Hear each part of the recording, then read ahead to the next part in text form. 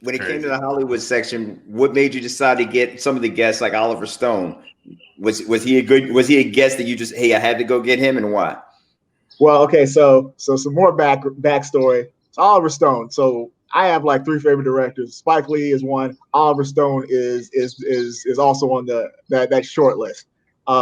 So like I grew up watching JFK and Platoon and Born on the 4th of July and peak Oliver Stone. I was a big fan. My dad used to watch a lot of war movies also.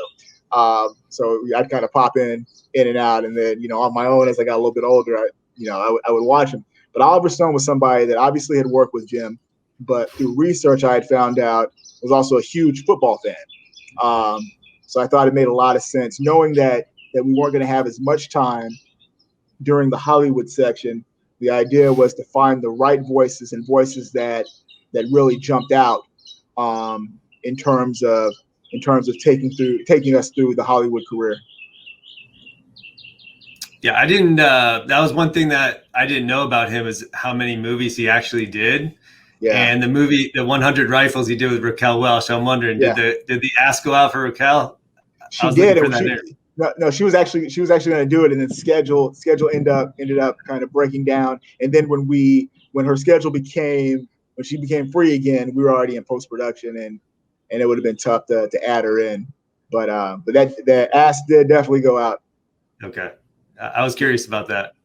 What was it like getting Belichick? He started to tell a great story, and he talked about the conversation, but he never went into the content of what the conversation was about. What was Belichick like? So Belichick, I actually didn't do the Belichick interview. So there is a great filmmaker at NFL Films, Ken Rogers, that in many ways, he's the Belichick guy. Like he's interviewed Belichick, I think, more than maybe anybody ever. He does a lot of Belichick interviews, and he was doing an interview with Belichick for something else I can't remember, and we sent along our questions for him. Got it. So, but having Belichick in it was great. I think it was great because Belichick's also somebody that has this great affinity for Jim, and I know that they have a relationship going back to when Belichick was coaching in Cleveland, and they really struck up a friendship. And obviously, Coach Belichick being somebody that has a great love of the history of the game.